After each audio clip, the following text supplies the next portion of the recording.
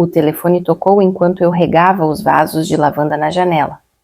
Quase deixei cair na caixa postal vendedores sempre ligam de manhã, mas algo no número me fez atender. Dona Adelina Costa perguntou uma voz firme. Sou eu. Fala Marcos Lima da Financeira Sempre Viva. Estou ligando sobre sua hipoteca. Enviamos vários avisos, mas não recebemos pagamento há mais de 3 meses. Pisquei confusa. Hipoteca sim, senhora. Sobre a propriedade na Rua das Acácias 14, em Florianópolis. O saldo é de 3.300 mil reais e alguns centavos. Sua conta está em pré-execução. Eu não tenho casa em Florianópolis, falei devagar como se pudesse acordar a qualquer momento. Deve haver um engano. Um breve silêncio.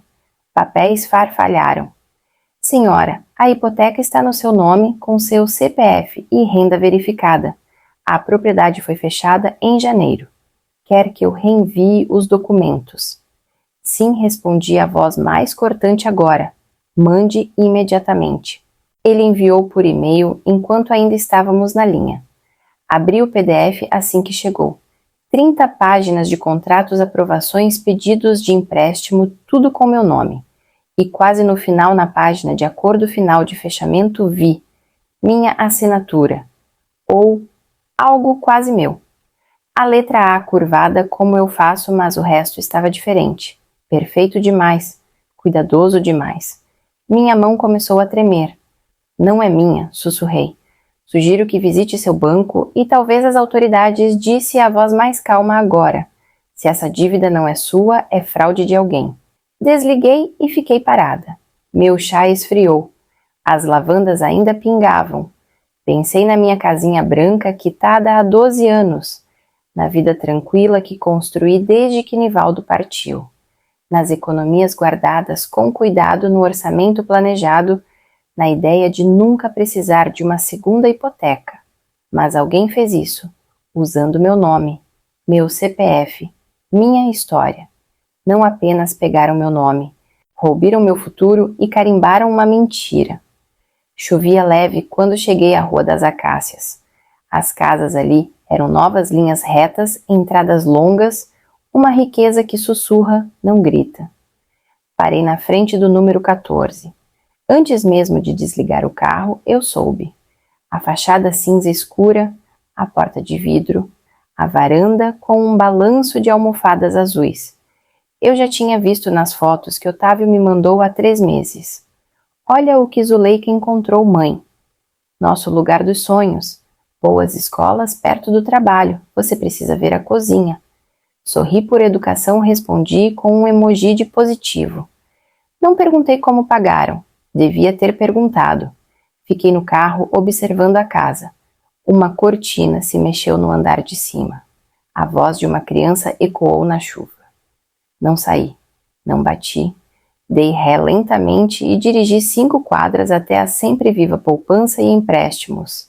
A moça na recepção me cumprimentou com a cortesia polida de quem lida com caos.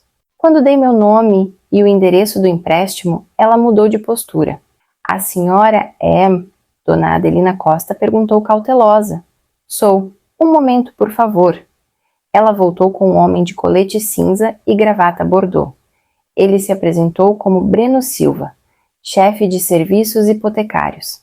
Numa sala pequena ele espalhou os papéis. Meu nome, meu CPF, minha data de nascimento, minha renda exagerada, mas próxima, páginas e mais páginas de formulários e assinaturas todas fingindo ser eu. Normalmente não mostramos isso a quem não é o solicitante, ele disse cuidadoso. Mas a senhora é a solicitante, pelo menos segundo nossos arquivos. Ele não perguntou se eu fiz o empréstimo. Ele já sabia. Olhei os papéis anestesiada. Breno pigarreou. Seu crédito foi bastante afetado, receio dizer. A conta está atrasada.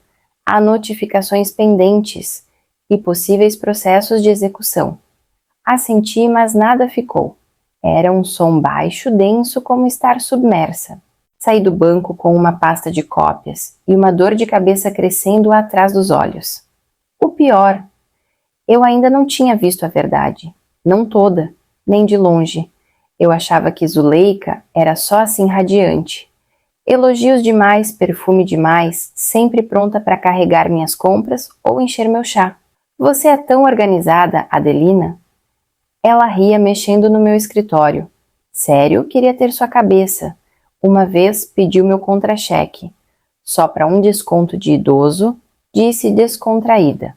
Sabe aquela farmácia que dá 15% se você mostrar comprovante de renda para quem tem mais de 65 anos? Louco, né, ri, e entreguei. Ela saiu do escritório com ele cantarolando. Não pensei duas vezes. Outra vez chegou um pacote com meu nome e roupas esportivas que nunca pedi. Ops! Ela exclamou rindo. Devo ter usado seu endereço por engano enquanto estava no seu Wi-Fi. Vou devolver. Não se preocupe. Não devolveu. Não é que eu confiava nela, é que não imaginei precisar desconfiar. Ela era casada com meu filho. Me chamava de mãe nas festas. Fazia quadradinhos de limão e trazia vinho. Jogava o jogo longo.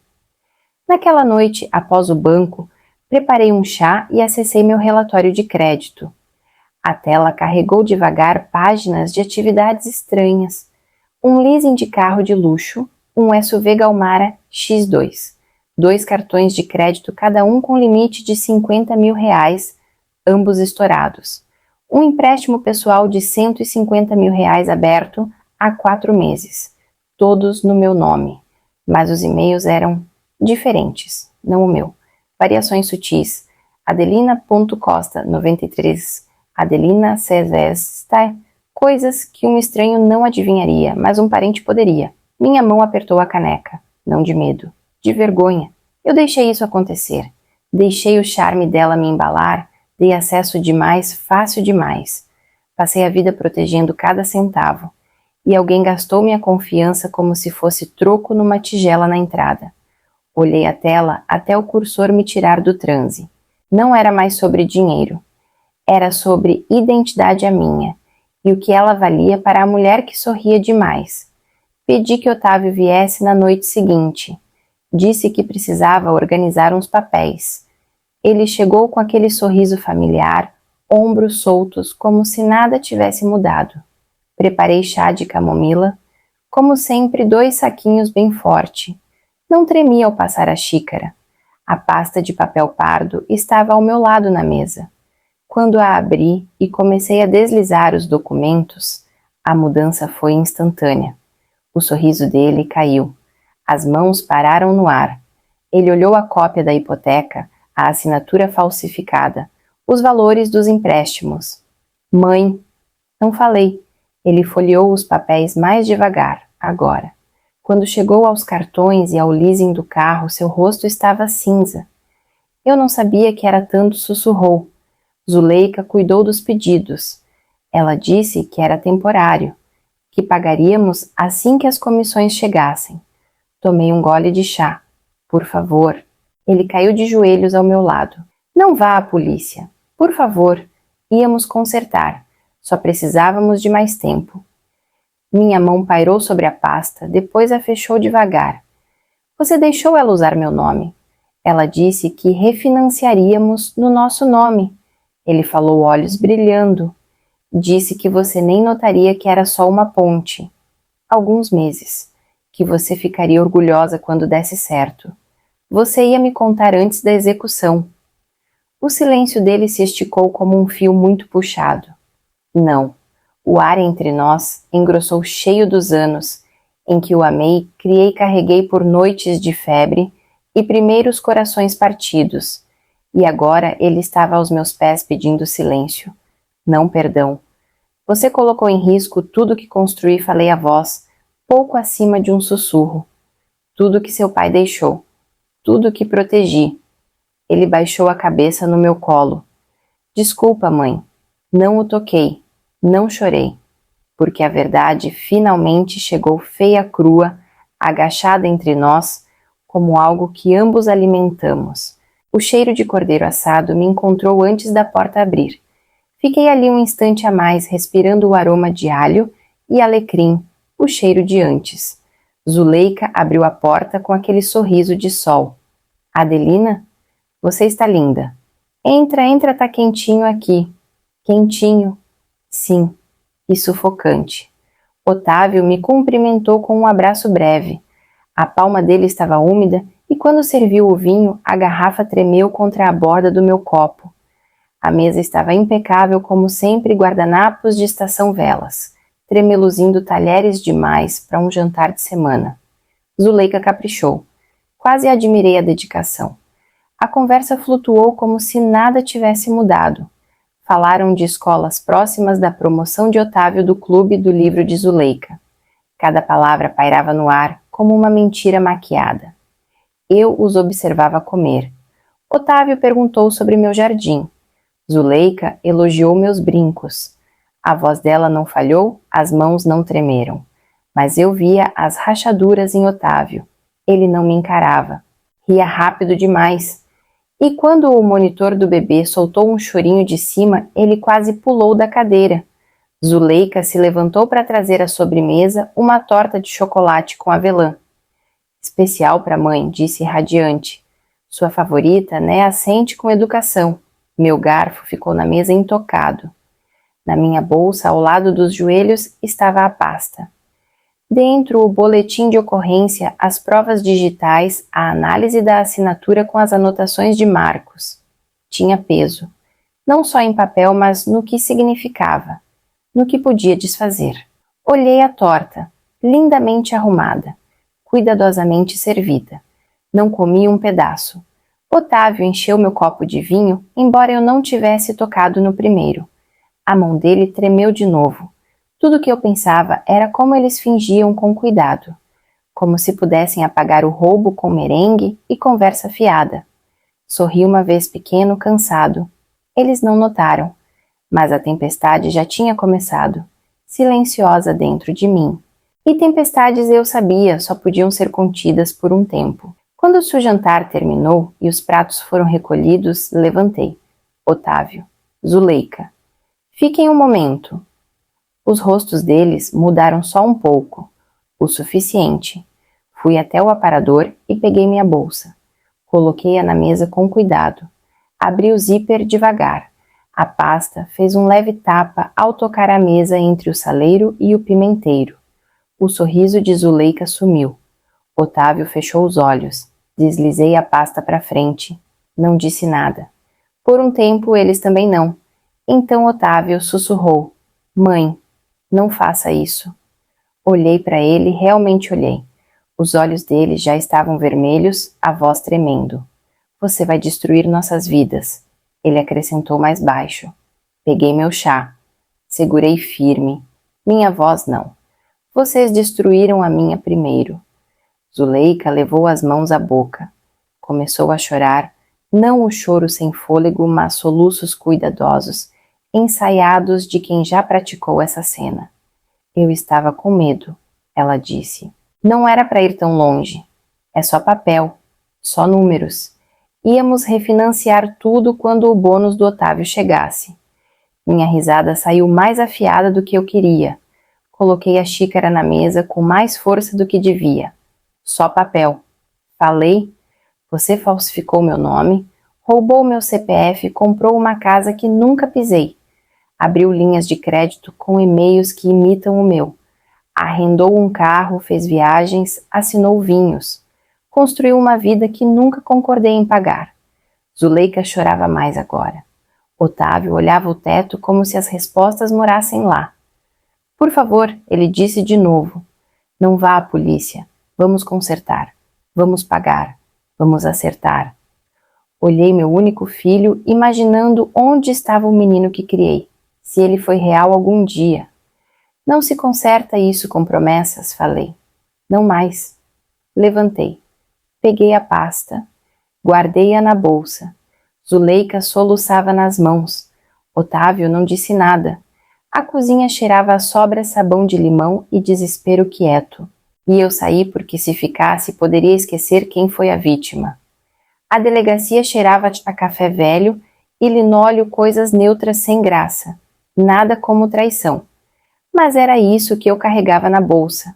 A detetive Adriana Leite me recebeu no balcão. Tinha olhos firmes, fala curta, mas voz suave. Me levou a uma sala sem janelas e apontou uma cadeira. Coloquei a pasta na mesa, abri e entreguei os documentos. Ela folheou em silêncio.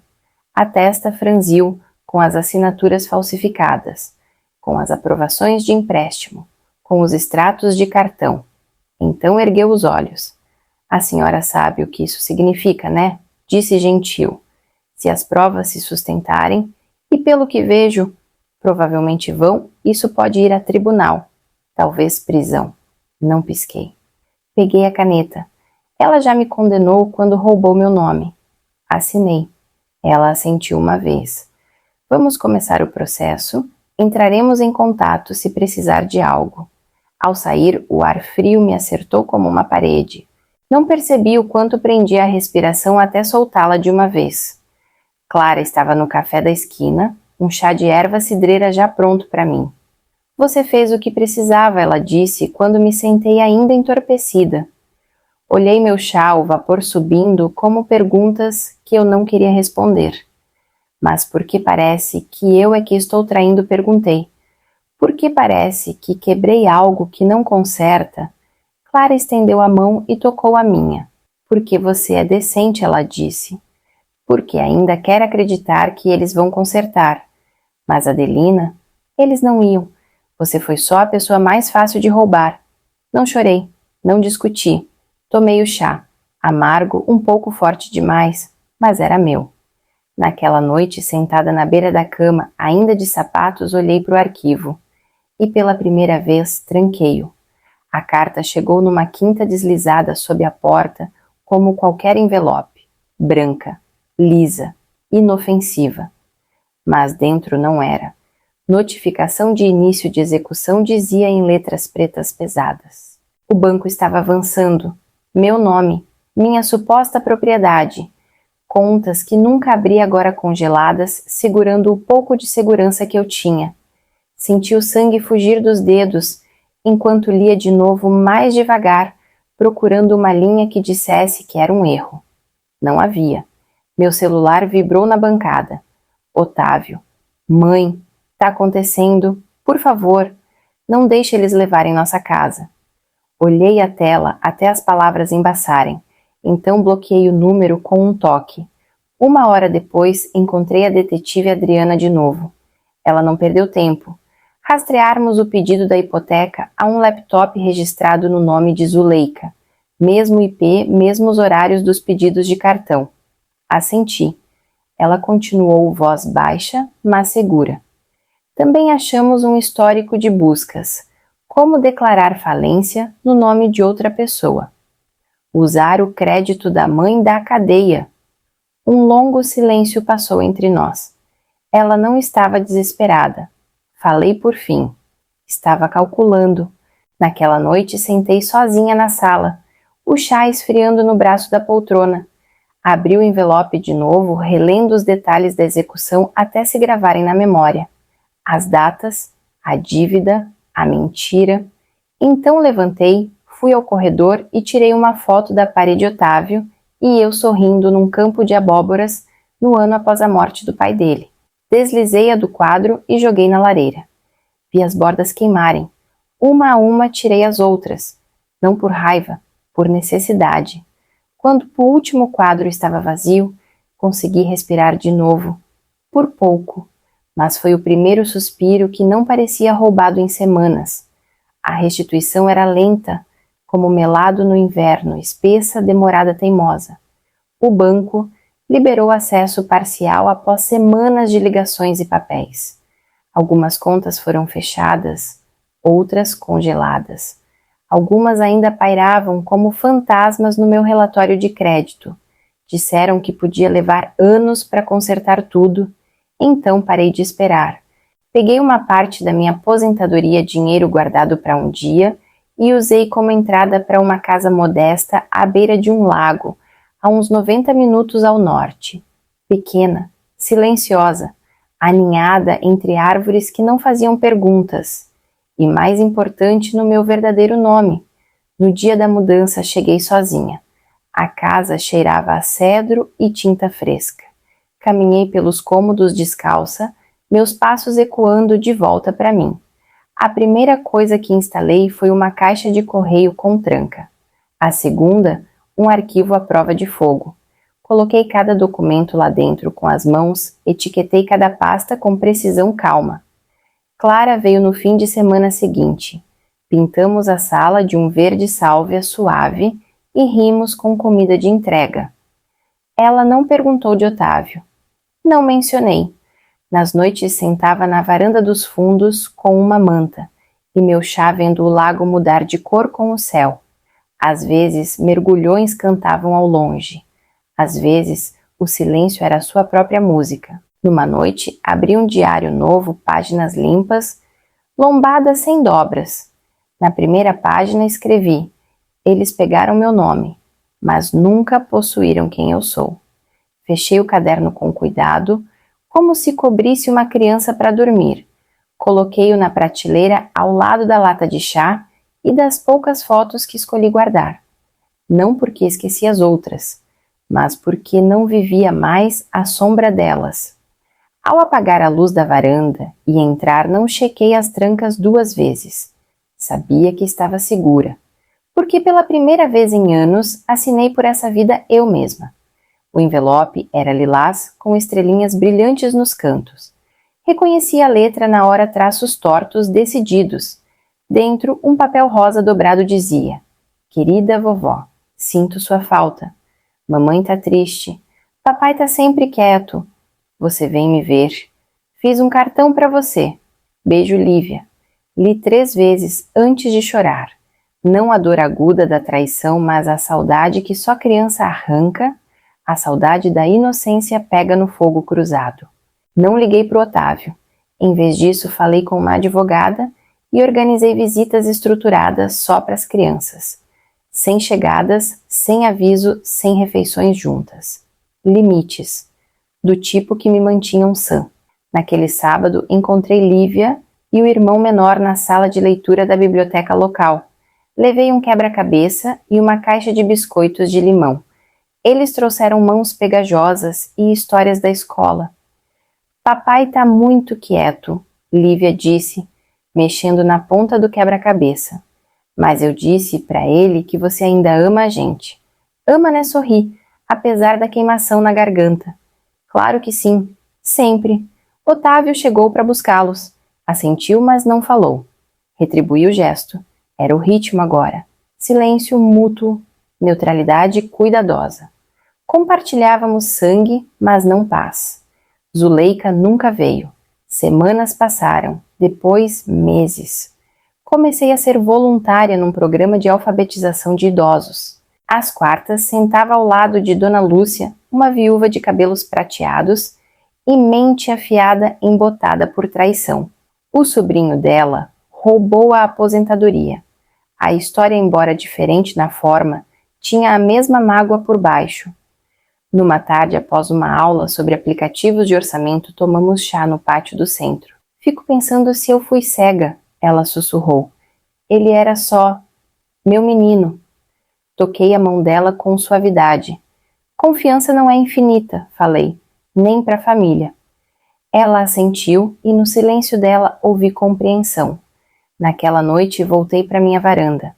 O lago brilhava ao luar. Eu não estava inteira, não completamente, mas também não estava quebrada, apenas reconstruída, no meu nome, nos meus termos, com amor que sabia onde parar.